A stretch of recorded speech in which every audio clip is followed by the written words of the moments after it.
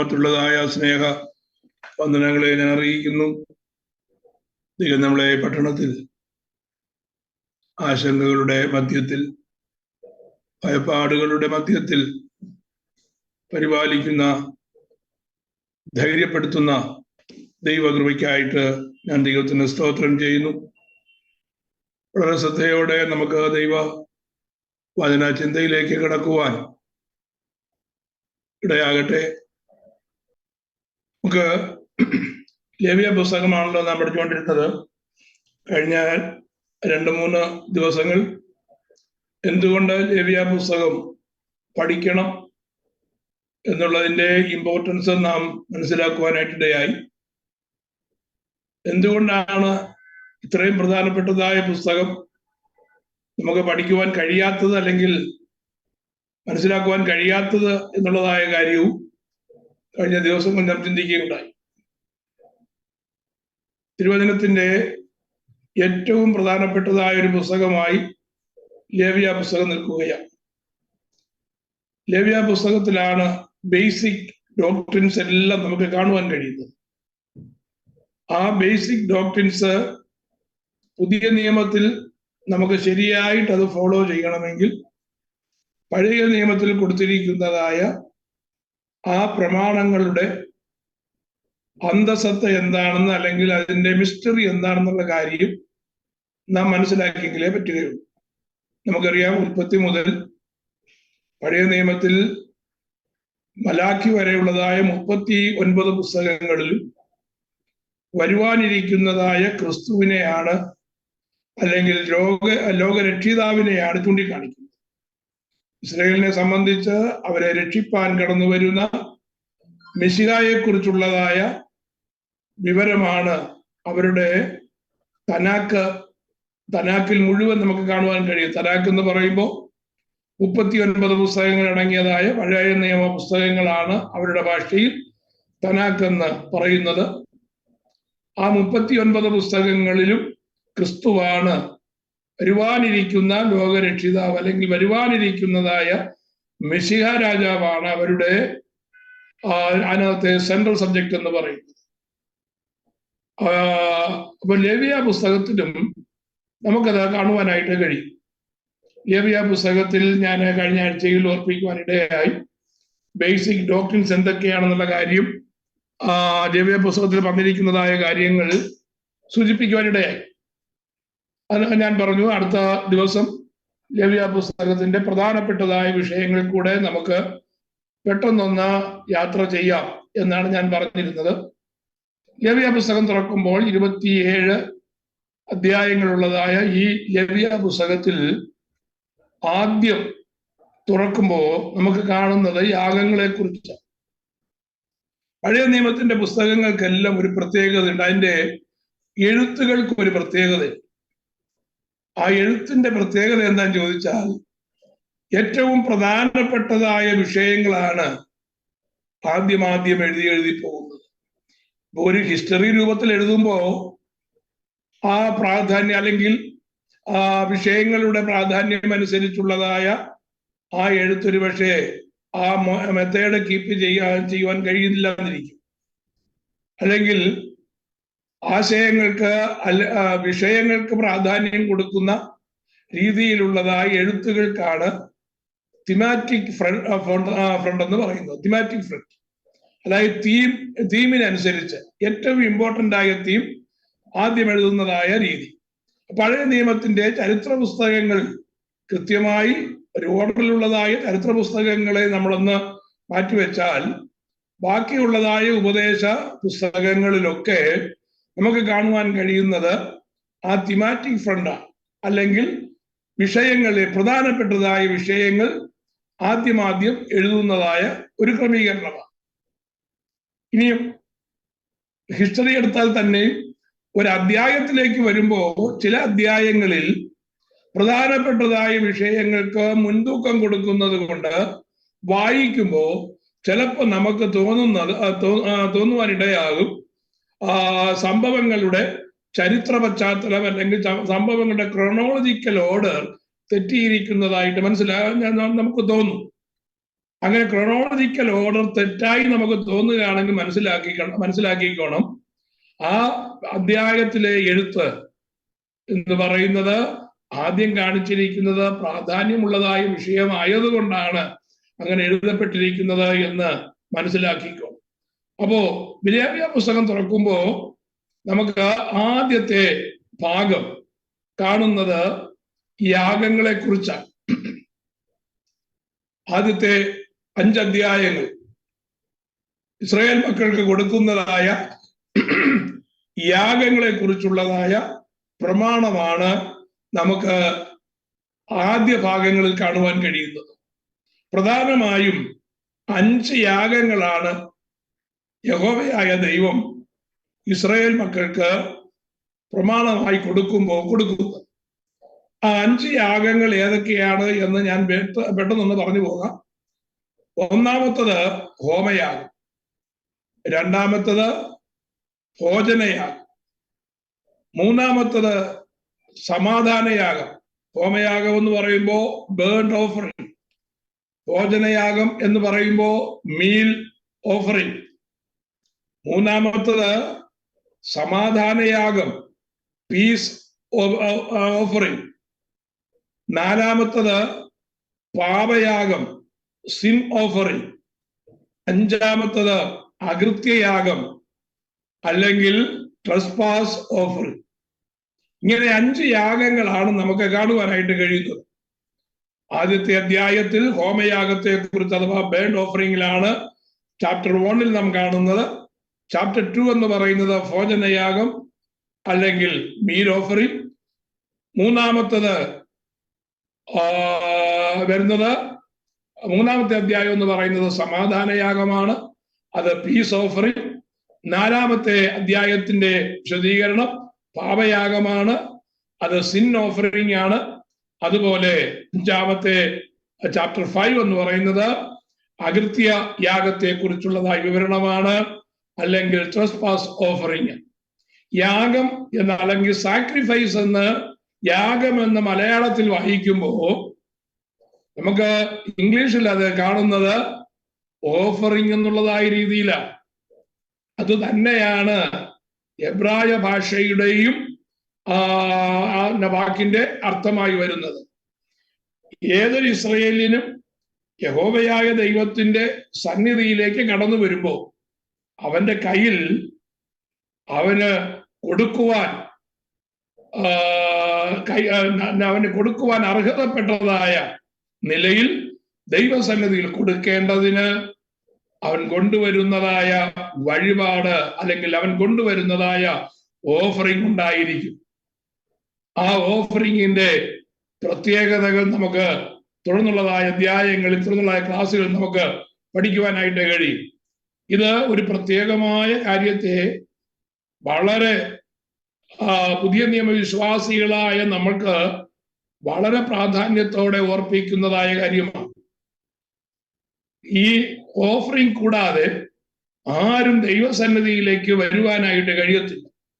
അങ്ങനെയെങ്കിൽ പുതിയ നിയമവിശ്വാസികളായിരിക്കുന്നതായ നമുക്ക് ഭൗതികമായും ആത്മീകമായും ദൈവസന്നിധാനത്തിൽ നാം കൊടുക്കുവാൻ ബാധ്യസ്ഥരാണ്, കൊടുക്കുവാൻ കടപ്പെട്ടവരാണ്. ദൈവസന്നിധിയിൽ കൊടുക്കുക എന്ന് പറയുമ്പോൾ 2 വശങ്ങളുണ്ട്. ഒന്ന്, ദൈവം നമുക്ക് തരുന്നതായ നന്മകൾ, അത് ആത്മീക നന്മകളുണ്ട്, ഭൗതിക നന്മകളുണ്ട്.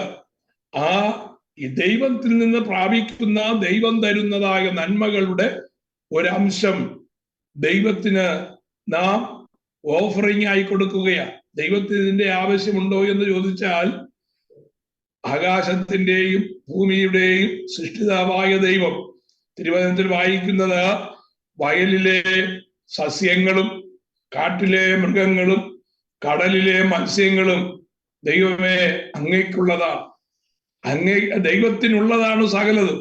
പിന്നെ എന്തിനാ ദൈവത്തിന് കൊടുക്കുന്നത് എന്ന ചോദ്യം വന്നു കഴിഞ്ഞാൽ അവിടെയാണ് ദൈവവും മനുഷ്യനുമായിട്ടുള്ളതായ ബന്ധത്തിന്റെ അടിസ്ഥാനം.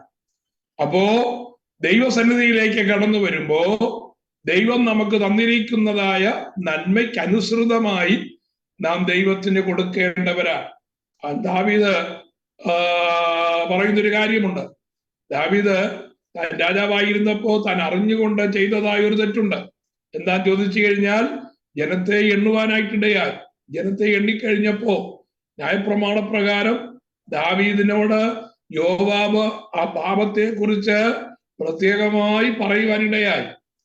ദൈവ ജനത്തിന്റെ എണ്ണം കൂടുകയോ കുറയുകയോ ചെയ്യട്ടെ, അത് എണ്ണി വെറുതെ പാപം ചെയ്യരുത് എന്ന് യോവാബ് ദാവീദിനോട് പറഞ്ഞിട്ടും ദാവീദ് അപ്പോഴുള്ളതായ ആറ്റിറ്റ്യൂഡിൽ, അപ്പോഴുള്ളതായ ആ മനോഭാവത്തിൽ ദാവീദ് എന്ത് ചെയ്തു? ജനത്തെ എണ്ണുവാനായിട്ട് കൽപ്പനയിട്ടു. രാജകൽപ്പനയല്ലേ, അതുകൊണ്ട് അനുസരിക്കാതിരിക്കാൻ കഴിയത്തില്ല എന്നതുകൊണ്ട് അവർ ജനത്തെ എണ്ണി തിട്ടപ്പെടുത്തി രാജാവിന്റെ അടുക്കൽ കൊണ്ടുവന്നു.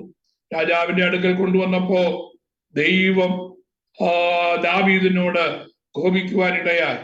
ദൈവം തന്റെ ന്യായവിധി ഇസ്രയേലിൽ അയച്ചു. ഒരു ചോയ്സ് ദാവീദിന് കൊടുത്തു. 3 വിഷയങ്ങൾ, 3 ന്യായവിധിയുടെ പ്രോസസ് ദാവീദിന്റെ മുമ്പിൽ യഹോവയായ ദൈവം വെച്ചിട്ട് പറഞ്ഞു, ഇത് നിനക്ക് ഇഷ്ടമുള്ളത് തിരഞ്ഞെടുക്കാം. ഏതായാലും ഒരു ശിക്ഷാവിധിയുണ്ട്, പാപത്തിന് ശിക്ഷയുണ്ട്. ആ ശിക്ഷ നിന്റെ ഇഷ്ടത്തിനനുസരിച്ച് എടുക്കാമെന്ന് പറഞ്ഞ് 3 ചോയ്സ് ദൈവം ദാവീദിന്റെ മുമ്പിൽ വെക്കുവാനായിട്ടിടയായി. ദാവീദ് അതിൽ യഹോവയുടെ കരങ്ങളിൽ വീഴുന്നതാണ് ഉചിതമെന്ന് പറഞ്ഞുകൊണ്ട് ആ ദൈവ ദൂതന്റെ സംഹാരത്തിന് വേണ്ടി ഏൽപ്പിച്ചു കൊടുക്കുവാനിടയായി. ദൂതൻ ഒരറ്റത്ത് നിന്ന് സംഹാരം നടത്തി വരുമ്പോ ദാവീദിന്റെ ഹൃദയത്തിൽ ആഴമായ കുറ്റബോധമുണ്ടായി. ദാവീദ് പറഞ്ഞു, ഞാൻ പാപം ചെയ്തു, ഞാൻ പാപം ചെയ്തത് കൊണ്ട് ഈ കുഞ്ഞാടുകൾ എന്തു പിഴച്ചു എന്ന് പറഞ്ഞിട്ട് ദൈവസന്നിധിയിൽ വീഴുവാനായിട്ടിടയായി. അങ്ങനെ ഓർന്നാന്റെ കളത്തിൽ യഹോവയുടെ ദൂതൻ പ്രത്യക്ഷനായ ആ സ്ഥലത്ത് ദൈവത്തിന്റെ ആലയം പണിയുവാനായിട്ട്, അല്ലെങ്കിൽ ദൈവത്തിന് വേണ്ടി ഒരു യാഗപീഠം പണിയുവാൻ ദാവീദ് ആ ക്ഷണം ആ സമയത്ത് തീരുമാനിക്കുവാനിടയായി. തീരുമാനിച്ചു കഴിഞ്ഞപ്പോ ആ പ്രത്യേകമായ സ്ഥലം വിലയ്ക്ക് വാങ്ങേണ്ടതിന് വേണ്ടി ആ വസ്തുവിന്റെ ഉടമസ്ഥനെ നാളയച്ചു വരുത്തി. ദാവീദ് രാജാവല്ലേ ഈ കാര്യം ചോദിക്കുന്നത്, അതുകൊണ്ട് രാജാവേ, ഇത് നിനക്ക് ഫ്രീ ആയിട്ടിരിക്കട്ടെ. നീ നിനക്ക് വേണ്ടിയല്ലല്ലോ, ദൈവത്തിന് വേണ്ടിയാ, ദൈവത്തിന്റെ യാഗപീഠം പണിയുവാനല്ലേ, അതുകൊണ്ട് എനിക്ക് ഇതിന്റെ വില ആവശ്യമില്ല എന്ന് പറഞ്ഞ് ആ വില വാങ്ങുവാൻ തയ്യാറാകാതിരുന്നതായ സ്ഥാനത്ത് ദാവീദ് പറയുന്നൊരു സെന്റൻസ് ഉണ്ട്, ചെലവ് കൂടാതെ ദൈവത്തിന് യാഗമർപ്പിക്കരുത്. അപ്പോ ദൈവസന്നിധിയിലേക്ക് കടന്നു വരുന്നവൻ ചെലവാക്കണം, ചെലവാക്കിയേ കടന്നു വരാവൂ. Price the Lord. ദൈവം തന്നിരിക്കുന്നതായ ചെറിയ നന്മയായാലും വലിയ നന്മയായാലും ആ നന്മയിൽ നിന്ന് ദൈവവചനപ്രകാരം ദൈവത്തിന് കൊടുക്കേണ്ടത് ദൈവത്തിന് കൊടുക്കണം എന്ന് പഠിപ്പിക്കുന്ന ലേവ്യ പുസ്തകത്തിന്റെ ഭാഗങ്ങളാണ് നമുക്ക് 1 മുതൽ 5 വരെയുള്ളതായ അധ്യായങ്ങളിൽ കാണുന്നതായ വിഷയത്തിന്റെ ഒരു യാഗത്തുള്ളതായ ബന്ധത്തിൽ നാം മനസ്സിലാക്കേണ്ടതായ ഒരു വിഷയം. Price the Lord. കൊടുക്കുമ്പോ പ്രൈസ് ദി ലോർഡ് നാം പ്രതിഫലം ഇച്ഛിക്കാതെ കൊടുക്കണം. പ്രതിഫലം ഇച്ഛിക്കാതെ കൊടുക്കണം. എല്ലാവരും കൊടുക്കുന്നു, അതുകൊണ്ട് ഞാനും കൊടുക്കുന്നു എന്നുള്ളതായ നിലയിൽ ഒരിക്കലും ദൈവ സന്നിധാനത്തിൽ കൊണ്ടുവരരുത്. ദൈവം എനിക്ക് തന്നത് കൊണ്ട് ഞാൻ ദൈവത്തിന് കൊടുക്കുവാൻ കടപ്പെട്ടവനാണ് എന്നുള്ളതായ ആ ആറ്റിറ്റ്യൂഡിൽ വേണം ദൈവത്തിന് കൊടുക്കുവാൻ. Price the Lord. നിർബന്ധത്താൽ കൊടുക്കരുത്. ഞാൻ കൊടുത്തില്ല, പിന്നെ ഭയത്തോടെ കൊടുക്കരുത് എന്ന് പറഞ്ഞു കഴിഞ്ഞാൽ കൊടുത്തില്ല എങ്കിൽ ദൈവം ശിക്ഷിക്കും. അതുകൊണ്ട് ശിക്ഷയെ ഭയന്ന് ഒരിക്കലും ദൈവത്തിന് കൊടുക്കുവാൻ തുനിയരുത്. 3, പ്രൈസ് ദി ലോർഡ്, ദൈവം കൊടുക്കുന്നത് കൊണ്ട് ദൈവത്തിങ്കൽ നിന്ന് എനിക്ക് അനുഗ്രഹം പ്രാപിക്കേണ്ടതിന് വേണ്ടിയാണ്, അല്ലെങ്കിൽ എന്റെ എനിക്ക് നന്മ കൂടേണ്ടതിന് വേണ്ടിയാണ്, അല്ലെങ്കിൽ എന്റെ തലമുറകൾ അനുഗ്രഹിക്കപ്പെടേണ്ടതിന് വേണ്ടിയാണ്, അവരുടെ ഭാവി സുരക്ഷിതമാക്കേണ്ടതിന് വേണ്ടിയാണ് ഞാൻ ദൈവത്തിന് കൊടുക്കുന്നത് എന്നുള്ളതായ മനോഭാവത്തോടെ നാം കൊടുക്കരുത്. അത് കമേഴ്സ്യൽ പർപ്പസിലേക്ക് കടന്നു വരും. അത് ദൈവത്തിന് ഹിതകരമല്ലാത്തതായ കാര്യമാണ്. ദൈവത്തിന് കൊടുക്കുമ്പോ മനസ്സോടെ സന്തോഷത്തോടെ ഞാൻ അത് ദൈവത്തിന് കൊടുക്കുവാൻ കടപ്പെട്ടവനാണ് എന്നുള്ളതായ ആ നിലയിൽ കൊടുക്കണം. നാം കൊടുക്കുമ്പോൾ നമ്മുടെ മനോഭാവം ദൈവം അത് ശ്രദ്ധിക്കുമെന്നറിയണം. മനോഭാവത്തിനനുസരിച്ചാണ് ദൈവം ആ യാഗം, ആ ഓഫറിങ് സ്വീകരിക്കുന്നതും സ്വീകരിക്കാത്തതും എന്ന് നാം മനസ്സിലാക്കണം. നാം കൊടുക്കുന്നതായ ക്വാണ്ടിറ്റിയുടെ അളവിലോ നാം കൊടുക്കുന്നതായ കൊടുക്കുന്നതിന്റെ ഫ്രീക്വൻസിയിലോ ഒന്നുമല്ല നാം ദൈവം പ്രസാദിക്കുന്നത്. ദൈവസന്നിധിയിലേക്ക് നാം കൊടുക്കുമ്പോൾ നമ്മുടെ മനോഭാവം വലിയ പ്രാധാന്യമുള്ളതാണ്. Price the Lord. ആ മനോഭാവത്തോടെ സന്തോഷത്തോടെ ദൈവത്തിന് കൊടുക്കുവാൻ കടപ്പെട്ടവരാ. അപ്പോ ദൈവസന്നിധിയിലേക്ക് ഒരു ഇസ്രായേലിൻ കടന്നു വരുമ്പോ അവൻ ദൈവസന്നിധിയിൽ കൊണ്ടുവരേണ്ടതായ യാഗങ്ങളുടെ കാര്യമാണ് ഞാൻ പറഞ്ഞത്. ഞാൻ പറഞ്ഞല്ലോ 5 യാഗങ്ങളാണ്. ഈ യാഗങ്ങളെ നമുക്ക് ആദ്യം 2 ക്ലാസ്സുകളിലായി തിരിക്കാം, 2 ഗ്രൂപ്പുകളായി തിരിക്കാം. We can classify all these 5 sacrifices into 2 classes. ആദ്യത്തെ ക്ലാസ് എന്ന് പറയുന്നത് സാക്രിഫൈസ് വിത്ത് ബ്ലഡ്, അല്ലെങ്കിൽ രക്തത്തോടു കൂടിയതായ യാഗം. ഒന്നാമത്തെ ഭാഗം അല്ലെങ്കിൽ ഒന്നാമത്തെ സെക്ഷൻ എന്ന് പറയുന്നത് രക്തത്തോടു കൂടിയതായ യാഗം. അതിൽ രക്തരഹിത യാഗമുണ്ട്, അല്ലെങ്കിൽ without blood, the sacrifice without blood. എല്ലാ യാഗത്തിലും രക്തം ചൊരിയുന്നില്ല കേട്ടോ. Price the Lord. ഈ 5 യാഗങ്ങളിൽ 4 യാഗങ്ങൾ അത് രക്തത്തോടു കൂടിയുള്ളതായ യാഗമായിരിക്കുമ്പോ 1 യാഗം എന്ന് പറയുന്നത് രക്തരഹിത യാഗമാണ്. ഒന്നാമത്തെ യാഗമായ ഹോമയാഗം, 3-ാമത്തെ യാഗമായ സമാധാനയാഗം, 4-ാമത്തെ യാഗമായ പാപയാഗം, 5-ാമത്തെ യാഗമായ അകൃത്യയാഗം. ഇതെല്ലാം രക്തച്ചൊരിച്ചിലോട് കൂടെയുള്ളതായ യാഗമാണ്. അവിടെ മൃഗങ്ങളെയോ അല്ലെങ്കിൽ പക്ഷികളെയോ ആണ് ദൈവസന്നിധാനത്തിൽ യാഗമായി അർപ്പിക്കുന്നത്. അതുകൊണ്ട് തന്നെ അതിനെ കൊല്ലുമ്പോൾ യാഗപീഠത്തിൽ രക്തം ചിന്തേണ്ടത് ആവശ്യമാണ്. അപ്പോ രക്തത്തോടു കൂടിയുള്ളതായ യാഗം, ദ സാക്രിഫൈസസ് വിത്ത് ബ്ലഡ്. എന്നാൽ മറുഭാഗത്ത് 2-ാമത്തെ യാഗം, അതല്ലെങ്കിൽ ഭോജനയാഗം എന്ന് പറയുമ്പോ അത് സാക്രിഫൈസ് വിതൗട്ട് ബ്ലഡ് ആണ്. അപ്പോ അതിൽ ബ്ലഡ് ഇല്ല. അതിൽ കൃഷിയിൽ നിന്ന് ലഭിക്കുന്ന, കാർഷിക വിളവിൽ നിന്ന് ലഭിക്കുന്നതായ വസ്തുക്കളാണ് അവിടെ യാഗമായിട്ട് കൊണ്ടുവരുന്നത്. അപ്പൊ 1-ാമത്തെ ക്ലാസ് എന്ന് പറയുന്നത് രക്തസഹിത യാഗങ്ങളും രക്തരഹിത യാഗവും, അല്ലെങ്കിൽ sacrifice with blood and sacrifice without blood. 2-ാമത് മറ്റൊരു ക്ലാസ് ഉണ്ട്, സൗരഭ്യവാസനയായ യാഗവും സൗരഭ്യവാസന അല്ലാത്ത യാഗവുമുണ്ട്. Price the Lord. ആദ്യത്തെ 3 യാഗങ്ങൾ എന്ന് പറയുന്നത് യാഗങ്ങളാണ്. ഹോമയാഗം, ഭോജനയാഗം, സമാധാനയാഗം. ഇത് ദൈവസന്നിധാനത്തിൽ സൗരഭ്യവാസനയാണ്. എന്നാൽ പാപയാഗവും അകൃത്യയാഗവും അത് സൗരഭ്യവാസനയല്ല. അത് പാപത്തിന് പരിഹാരമായി നൽകുന്നത് കൊണ്ട് അത് സൗരഭ്യവാസനയായി രേഖപ്പെടുത്തിയിട്ടില്ല. അങ്ങനെ യാഗങ്ങളെ നമുക്ക് പല ക്ലാസ്സുകളായിട്ട് തിരിക്കാൻ പറ്റും. Price the Lord. ഞാൻ ആദ്യത്തെ യാഗത്തിന്റെ പ്രമാണത്തിലേക്ക് കടന്നു വരികയാണ്. എന്തിനാണ് നമ്മൾ യാഗത്തെ കുറിച്ച് പഠിക്കുന്നത്?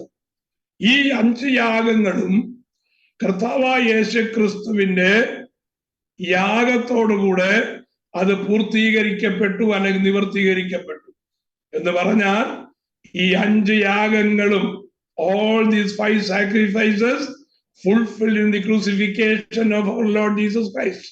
കർത്താവായ യേശു ക്രിസ്തുവിന്റെ ക്രൂശീകരണത്തോടുകൂടെ മരണത്തോടുകൂടെ ഈ 5 യാഗങ്ങൾക്കും പൂർത്തീകരണം സംഭവിപ്പാനിടയായി നിവർത്തീകരിക്കപ്പെട്ടു. യാഗങ്ങൾ നിവർത്തീകരിക്കപ്പെട്ടു. ഇനി ഒരു യാഗം കഴിക്കേണ്ട ആവശ്യമില്ല എന്നുള്ളതായ നിലയിൽ അത് രക്തരഹിത യാഗമായാലും രക്തസഹിത യാഗമായാലും ഇനി ഒരു യാഗം കഴിക്കേണ്ട എന്നുള്ളതായ നിലയിൽ കർത്താവായ യേശു ക്രിസ്തു കാൽവറി ക്രൂശിൽ തന്റെ ജീവനെ വെടിഞ്ഞു കഴിഞ്ഞപ്പോ ഈ യാഗത്തിന്റെ പ്രമാണമെല്ലാം അവിടെ ഫുൾഫിൽ ചെയ്യുവാനായിട്ട് ഇടയായിട്ട് തീർന്നു. യാഗത്തെക്കുറിച്ചുള്ളതായ ഹോമയാഗത്തെക്കുറിച്ചുള്ളതായ പ്രമാണത്തിലേക്ക് ഞാൻ കടന്നു വരുവാൻ ആഗ്രഹിക്കുകയാണ്. Praise the Lord. The sacrifices in Leviticus and their fulfillment in Christ. ലേവ്യ പുസ്തകത്തിലെ യാഗങ്ങളെല്ലാം യേശു ക്രിസ്തുവിൽ പൂർണ്ണമായി നിവർത്തിക്കപ്പെട്ടതായി നമുക്ക് പുതിയ നിയമത്തിൽ നിന്ന് പഠിക്കുവാനായിട്ട് കഴിയും. വിശേഷാൽ അത് എബ്രായ ലേഖനത്തിലാണ് കാണുന്നത്. Book of Hebrews chapter 10 verses 1 നമ്മൾ വായിക്കുമ്പോൾ നമുക്കത് കാണുവാനായിട്ട് കഴിയും. എബ്രായ ലേഖനം 10-ാം അധ്യായത്തിന്റെ 1-ാമത്തെ വാക്യം ഇങ്ങനെയാണ്: ന്യായപ്രമാണം വരുവാനുള്ള നന്മകളുടെ നിഴലല്ലാതെ കാര്യങ്ങളുടെ സാക്ഷാൽ സ്വരൂപമല്ലായക കൊണ്ട് ആണ്ടുതോറും ഇടവിടാതെ കഴിച്ചു വരുന്ന അതേ യാഗങ്ങളാൽ അടുത്തു വരുന്നവർക്ക് സൽഗുണപൂർത്തി വരുത്തുവാൻ ഒരു നാളും കഴിവുള്ളതല്ല. For the law having a shadow of good things to come and not the very image of the things can never with those sacrifices which they offer year by year continually make the comers thereunto perfect. അപ്പൊ യാഗങ്ങളുമായിട്ട് കടന്നു വരുന്നതായ ഒരു വ്യക്തി ഒരു വർഷം താൻ യാഗം കഴിക്കുകയാണെങ്കിൽ അടുത്ത പ്രാവശ്യം വരുമ്പോ അടുത്ത വർഷവും അവൻ അതേ യാഗം കഴിക്കണം. അതിന്റെ അടുത്ത പ്രാവശ്യവും അതേ യാഗം കഴിക്കണം. ഈ യാഗത്താൽ ഒരിക്കലും ഒരു പെർമനന്റ് പാപക്ഷമ നമുക്ക് പഴയ നിയമത്തിൽ കാണുവാൻ കഴിയത്തില്ല. എന്തുകൊണ്ടാണ് പെർമനന്റ് ആയിട്ടുള്ളതായ ഒരു ക്ഷമ അല്ലെങ്കിൽ ഒരു ഫോർഗീവ്നെസ് അവിടെ ലഭിക്കാത്തത് എന്ന് ചോദിച്ചാൽ കാര്യം വളരെ സിമ്പിളാണ്. കൊണ്ടുവരുന്നതായ മൃഗമായാലും കൊണ്ടുവരുന്ന പക്ഷിയായാലും കൊണ്ടുവരുന്നതായ കാർഷിക വിളവുകളായാലും അത് ഒരിക്കലും മനുഷ്യന്റെ ജീവനോളം അല്ലെങ്കിൽ മനുഷ്യന്റെ രക്തത്തോളം വിലയുള്ളതല്ല. ദൈവ സൃഷ്ടിയെ നമ്മൾ നോക്കിയാൽ ഈ പ്രപഞ്ചത്തിലുള്ളതായ സകല സൃഷ്ടികളും യഹോവയായ ദൈവത്തിന്റെ ശബ്ദത്താൽ മാത്രം ഉളവായത്. ഉണ്ടാകട്ടെ എന്ന് കൽപ്പിച്ചു, ഉണ്ടായി. അതിൽ സസ്യലോകമുണ്ട്, ജന്തുലോകമുണ്ട്. സസ്യലോകത്തെ സംബന്ധിച്ച് അത് സിംഗിൾ ടയറാണ്, അല്ലെങ്കിൽ അതിനൊരു ശരീരം മാത്രമേ ഉള്ളൂ. ചിന്താശക്തിയാകട്ടെ ചലനശക്തിയാകട്ടെ ഒന്നും സസ്യങ്ങളെ സംബന്ധിച്ച് വൃക്ഷങ്ങളെ സംബന്ധിച്ചില്ല. അതേസമയം ജന്തുക്കളെ സംബന്ധിച്ച് അതിനൊരു ചിന്താശക്തിയുണ്ട്, അതിന് ചിന്തിക്കുവാനായിട്ട് കഴിയും. അപ്പോ ജന്തുക്കളെ നമുക്ക് 2 ടയർ ആനിമൽ എന്ന് പറയാം. മനുഷ്യനെ സംബന്ധിച്ച്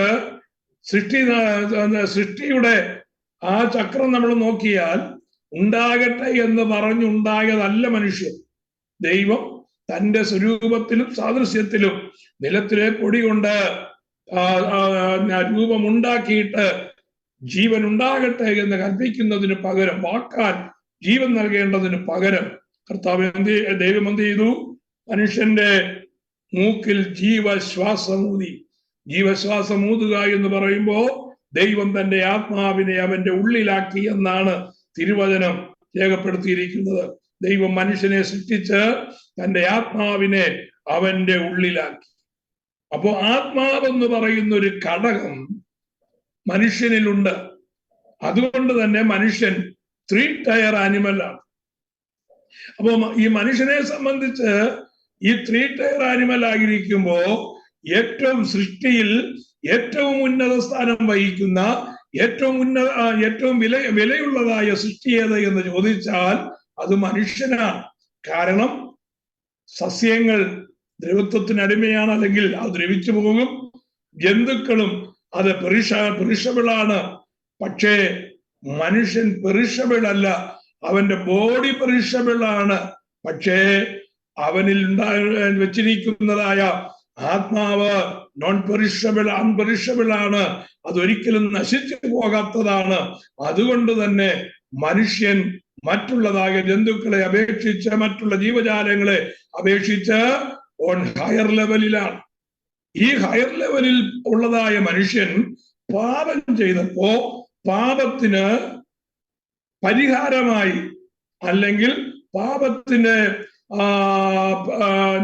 പാപത്തിന് പകരമായി, അവൻ പാപം ക്ഷമിക്കുവാൻ പകരമായി ദൈവസന്നിധിയിൽ കൊണ്ടുവരുന്ന മൃഗം ഏതായാലും, പശുവാകട്ടെ, കാളയാകട്ടെ, ചെമ്മരിയാടാകട്ടെ, കോലാടാകട്ടെ, കുഞ്ഞാടാകട്ടെ, അല്ലെങ്കിൽ കാർഷിക വിളവുകളിൽ എന്തുമാകട്ടെ, അതൊരിക്കലും 3 ടയർ ആനിമലായ മനുഷ്യനോട് ഒപ്പം വരികയില്ല. മനുഷ്യനേക്കാൾ താണ നിലയിലാണ് കൊണ്ടുവരുന്നതായ യാഗം. അതുകൊണ്ട് തന്നെ മനുഷ്യന്റെ ജീവനെ വീണ്ടെടുക്കുവാൻ, മനുഷ്യന്റെ ജീവന് പകരമായി ഒരു മൃഗത്തിനും അതിന്റെ രക്തം കൊണ്ട് പകരമായി നൽകുവാൻ കഴിയത്തില്ല. അതുകൊണ്ട് തന്നെ മനുഷ്യന്റെ പാപത്തെ നീക്കുവാൻ ഈ യാഗങ്ങൾക്കൊന്നും കഴിയത്തില്ല. പിന്നെ എങ്ങനെ കഴിയും? യാഗം കൊണ്ടുവരണമെന്ന് ദൈവം കൽപ്പിച്ചത് കൊണ്ട്, ആ അനുസരണം മനുഷ്യൻ ഏറ്റെടുക്കുന്നത് കൊണ്ട്, അനുസരണക്കേട് മൂലം വന്നതായ പാപം അത് മറയ്ക്കുവാൻ മാത്രമേ കഴിയുകയുള്ളൂ.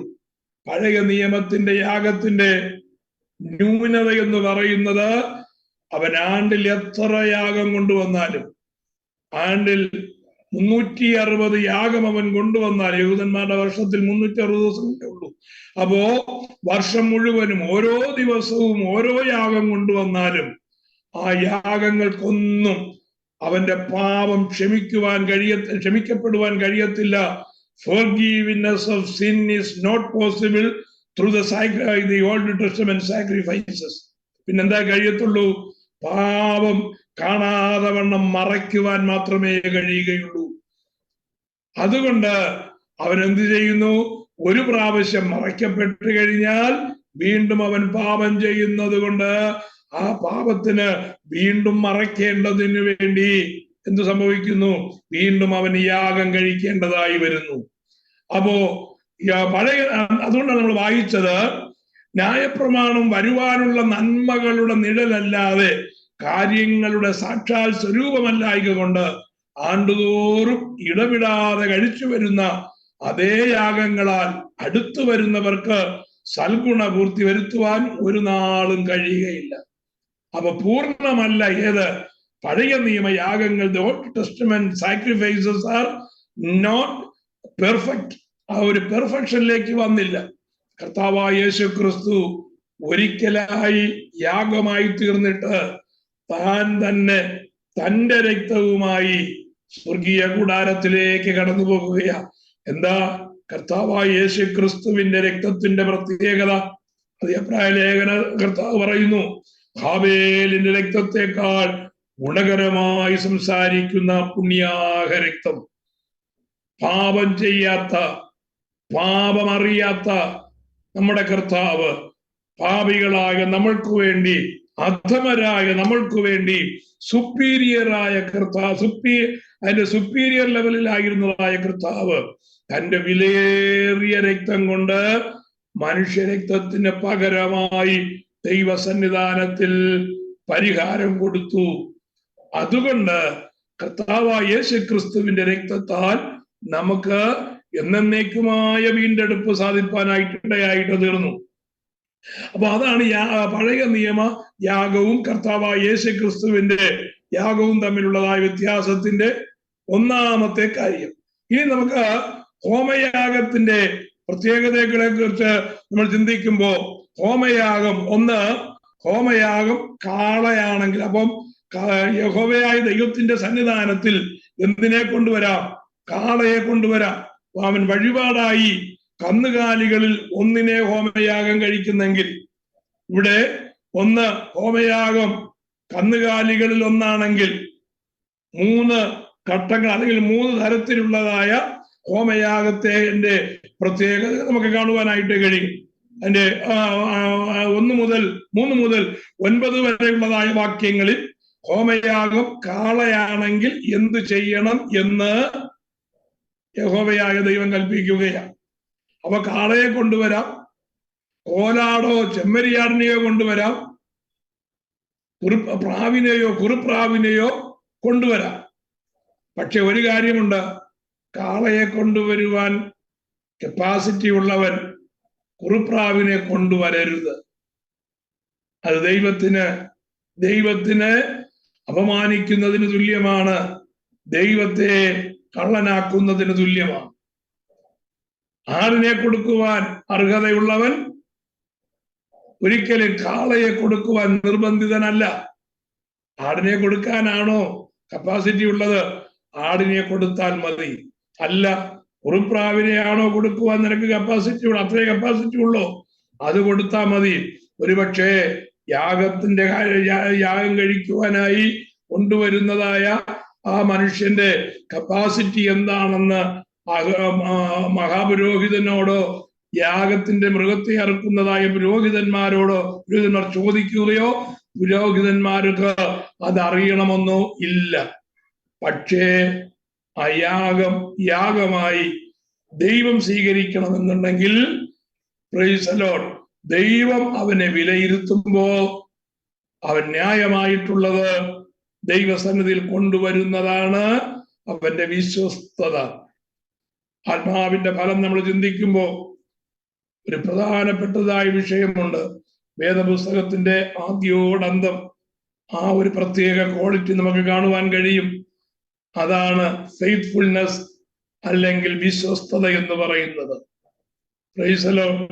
ദൈവത്തിന്റെ വിശ്വസ്തതയാണ് നാം അല്ലെങ്കിൽ മാനവജാതി ഭൂമിയിൽ നിലനിൽക്കുന്നത്.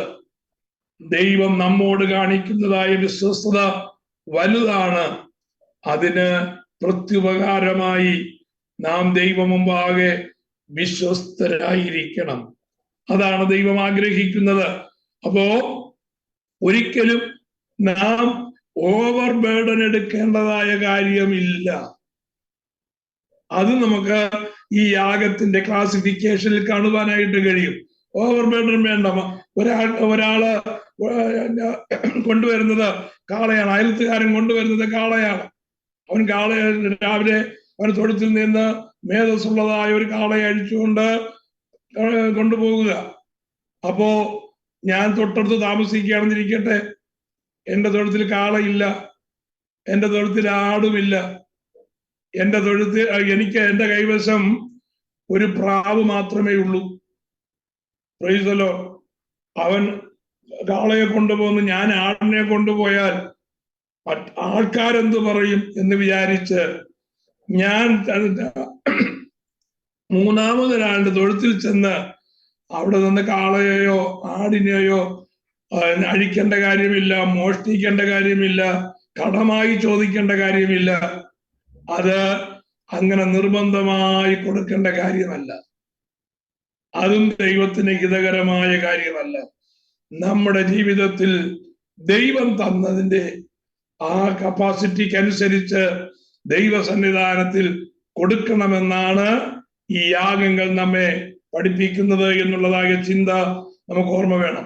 ഒന്നാമത്, ഹോമയാഗം കാളയാണെങ്കിൽ, if the burnt offering, if it is a bull, then what is the procedure?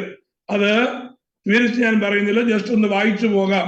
അവൻ വഴിപാടായി കന്നുകാലികളിൽ ഒന്നിനെ ഹോമയാഗം കഴിക്കുന്നുവെങ്കിൽ, എനിക്കത് ഓരോന്നോരോന്നായിട്ട് പറയണമെന്ന് താല്പര്യമുണ്ടെങ്കിലും ഒത്തിരി സമയമെടുക്കും എന്നുള്ളത് കൊണ്ട് ഞാൻ വായിച്ചു പോകുന്ന ഇവിടെ നിങ്ങൾക്ക് വായിച്ചാൽ മനസ്സിലാകുമല്ലോ. കഴിക്കുന്നുവെങ്കിൽ ഊനമില്ലാത്ത ആണിനെ അർപ്പിക്കണം.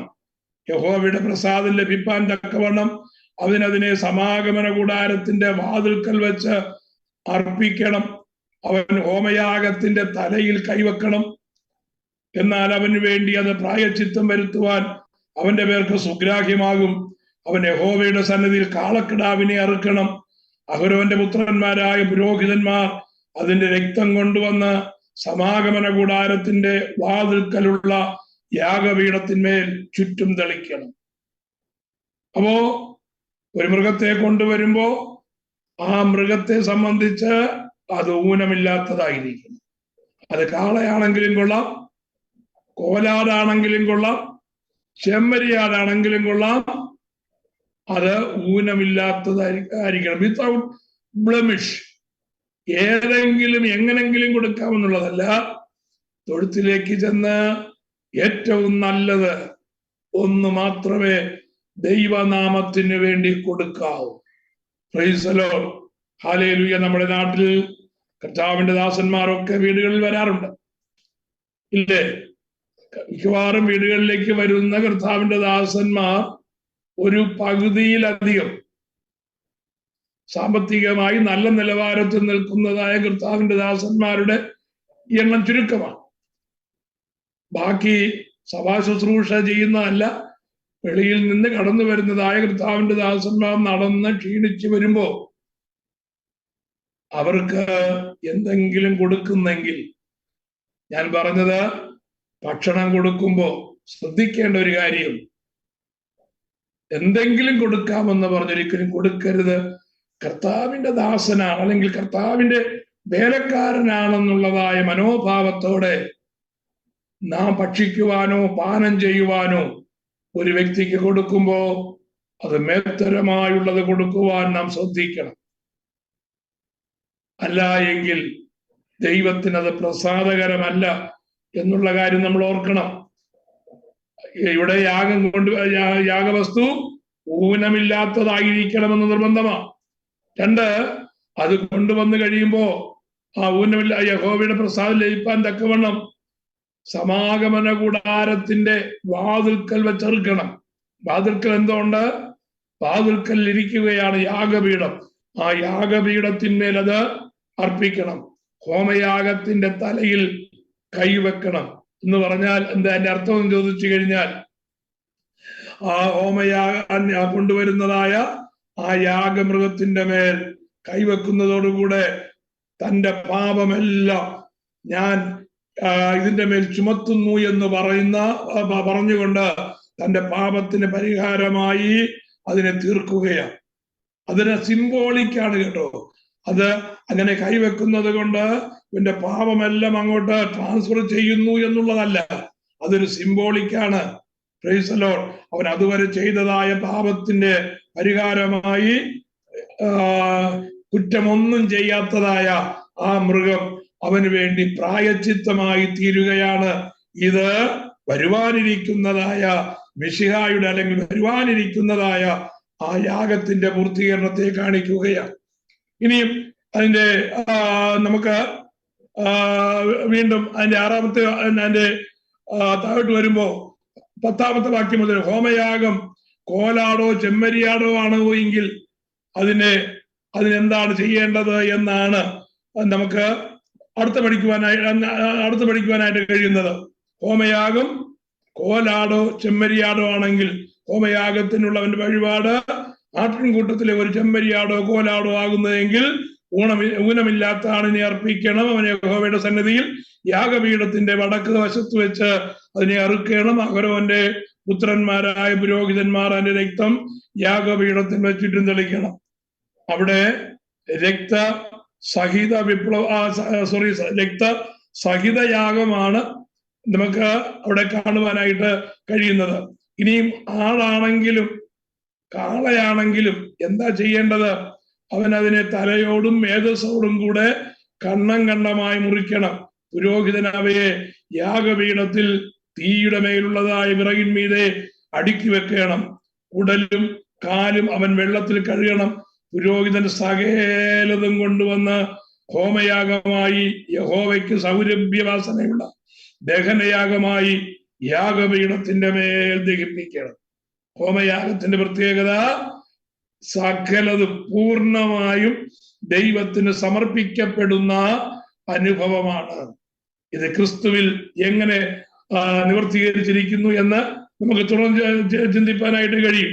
4-ാമത്തെ ഭാഗത്തേക്ക് കടന്നു വരുമ്പോ ഹോമയാഗം പറവജാതിയിൽ നിന്നാകുന്നു എങ്കിൽ എന്താണ് കണ്ടീഷൻ? യഹോവയ്ക്ക് അവന്റെ വഴിപാട് പറവജാതിയിൽ ഒന്നിനെ കൊണ്ട് ഹോമയാഗമാകുന്നു എങ്കിൽ അവൻ കുറുപ്രാവിനെയോ പ്രാവിൻ കുഞ്ഞിനെയോ വഴിപാടായി അർപ്പിക്കണം. പുരോഹിതൻ അതിനെ യാഗപീഠത്തിന്റെ അടുക്കൽ കൊണ്ടുവന്ന് തല പിരിച്ചു പറിച്ച് യാഗപീഠത്തിന്മേൽ ദഹിപ്പിക്കണം. അതിന്റെ രക്തം യാഗപീഠത്തിന്റെ മേൽ പാർശ്വത്വെങ്കിൽ പിഴിഞ്ഞു കളയണം. അതിന്റെ തീൻപണ്ടം മരത്തോടുകൂടെ പറിച്ചെടുത്ത് യാഗപീഠത്തിന്റെ അരികെ കിഴക്ക് വശത്ത് വെണ്ണീരിടുന്നതായ സ്ഥലത്തിടണം. അതിനെ രണ്ടാക്കാതെ ചിറകോടുകൂടെ പിളർക്കണം. പുരോഹിതൻ അതിനെ യാഗപീഠത്തിൽ തീയുടെ മേലുള്ള വിറകിന്റെ മീതെ ദഹിപ്പിക്കണം. അത് ഹോമയാഗമായി യഹോവയ്ക്ക് സൗരഭ്യവാസനയായ ദഹനയാഗം. ഇതാണ് ഹോമയാഗത്തിന്റെ പ്രമാണം. നമുക്ക് അതിന്റെ വിശദീകരണത്തിലേക്ക് പോകാം. ഒന്ന്, ഇത് ഹോമയാഗം ദൈവത്തിന്റെ മുമ്പിലുള്ളതായ പൂർണ്ണമായ സമർപ്പണം. ഇവിടെ ഒന്നും അതിൽ നിന്ന് മാറ്റിവെക്കുന്നില്ല.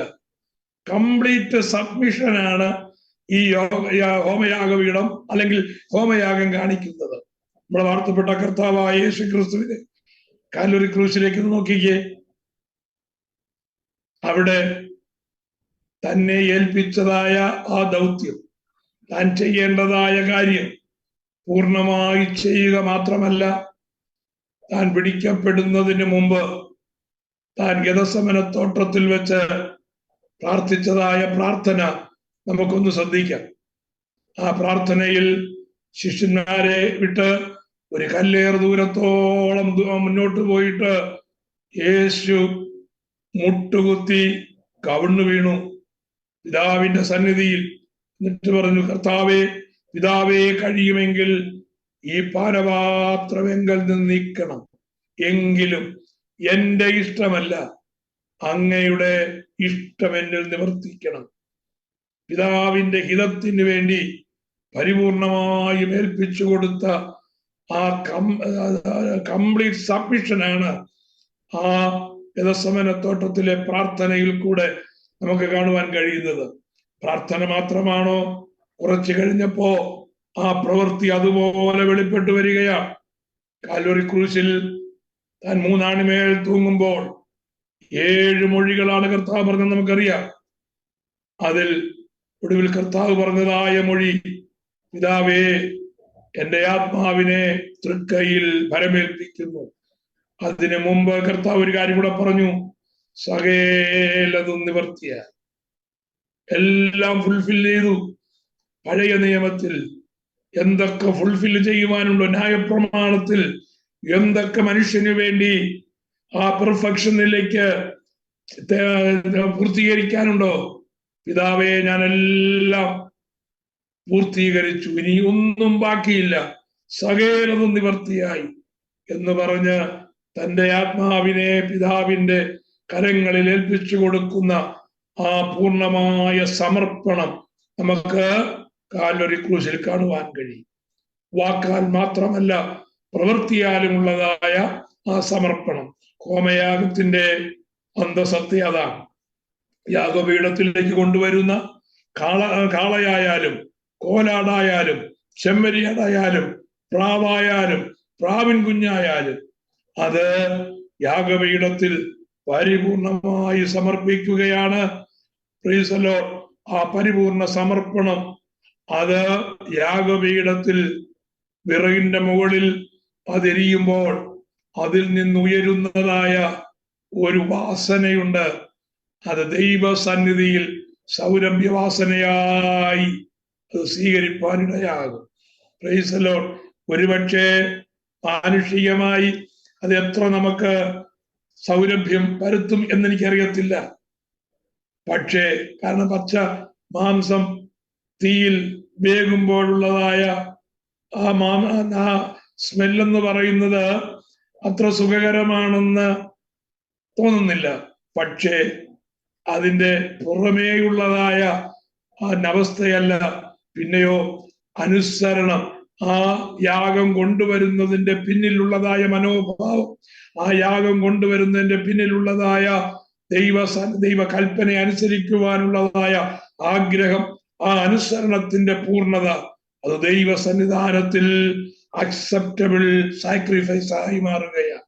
അതുകൊണ്ടാണ് റോമാലേഖനം 12-ാം അധ്യായത്തിൽ അക്സെപ്റ്റബിൾ സാക്രിഫൈസിന്റെ പ്രത്യേകത പറയുമ്പോൾ പരിപൂർണമായ സമർപ്പണമായിരിക്കണമെന്ന് പൗലോസ് പറയുവാൻ കാരണം.